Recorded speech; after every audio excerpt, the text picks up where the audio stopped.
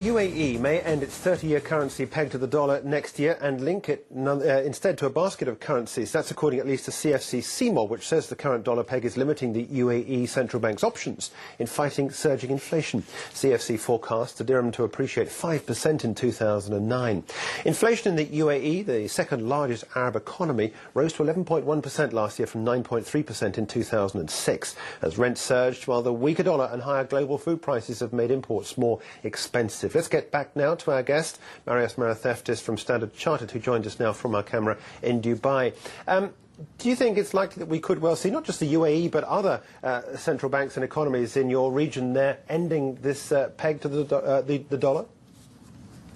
There is a very strong economic case for ending the peg, or if it's too brave a step, at least adjusting the peg. Monetary conditions in the Gulf are ultra loose.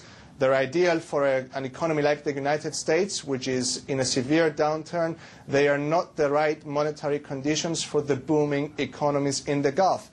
The problem is that because of the presence of the pegs, monetary policy is determined in the United States, and it's not appropriate. So from an economic point of view, there is a very strong case for change.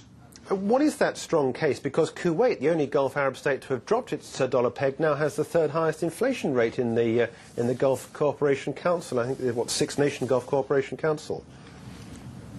The Kuwaiti authorities have severed the peg to the dollar, but they haven't used the currency basket very aggressively. I think that there is room for the currency basket in Kuwait to be appreciating at a higher rate, and that would help tighten policy even further. So Kuwaitis were right to end the peg, but they haven't used the tools at their disposal to their full extent. But having said that, I believe that even at the current rate of appreciation of the Kuwaiti dinar is better than what we see in the rest of the Gulf, and I believe that we will start seeing inflation in Kuwait coming off. Already when we see the numbers from the housing market is cooling off, and also money supply growth is slowing down in Kuwait, which should help bring inflation down in coming months. So we will see the impact of what Kuwait did in a few months. Okay, we'll see.